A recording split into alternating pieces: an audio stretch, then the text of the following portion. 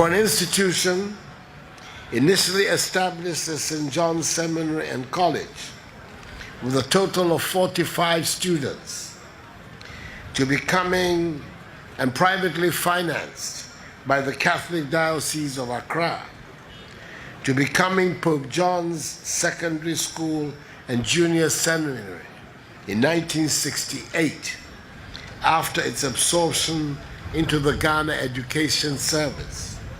This school has become one of the finest institutions of learning, not only in the Eastern region,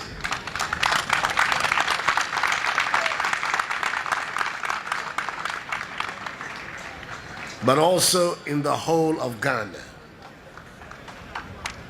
A roll call of the best high schools in Ghana must mention Pope John's Senior High and Minor Seminary.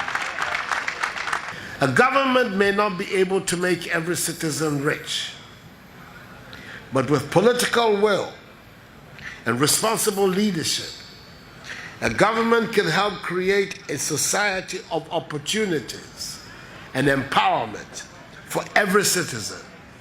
And I know better way to do so but through access to education.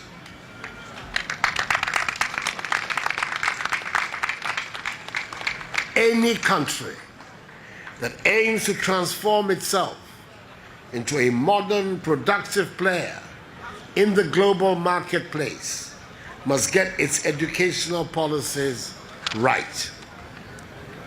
Citizens can only make informed choices if they are empowered with the capacity to make those choices. Education is a key to human development, transforming a country and widening life's options for individuals and society as a whole. Education is a tool for the development of our nation and of a healthy democracy. To this end, on 12 September 2017, I launched the free senior high school policy. And I'm happy to see beneficiaries of this policy in their hundreds amongst us this afternoon.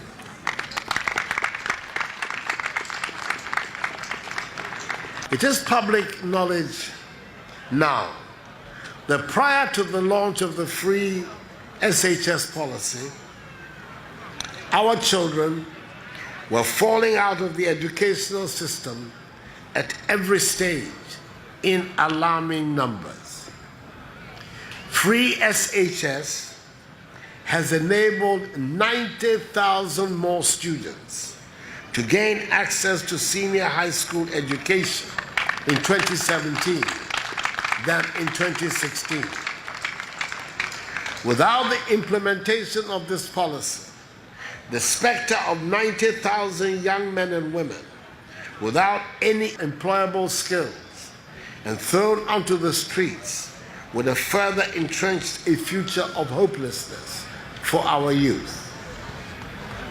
Yes, there are teething challenges to this policy.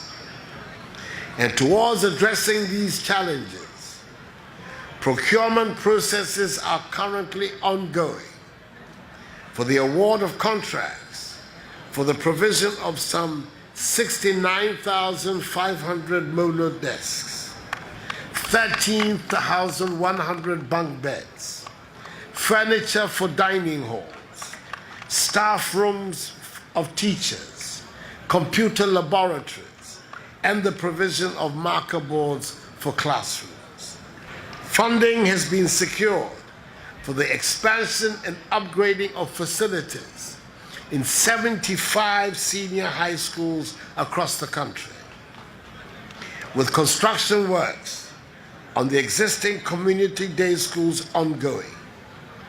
Government beginning this year will also upgrade 42 senior high schools into model schools.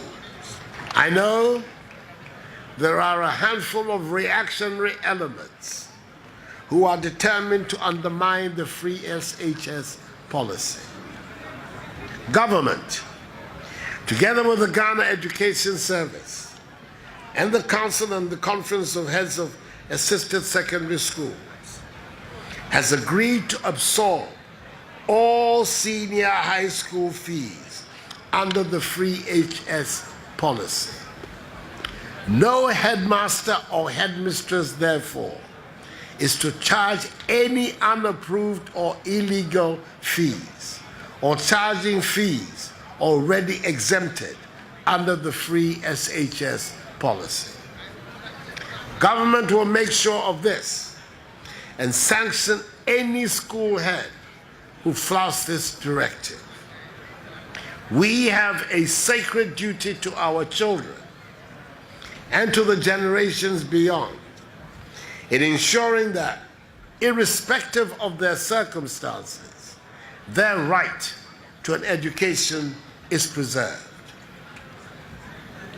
Additionally, we're reforming the school's curriculum to deal with the weaknesses in our education system and lay greater emphasis on teaching of science, technology, engineering, and mathematics, STEM.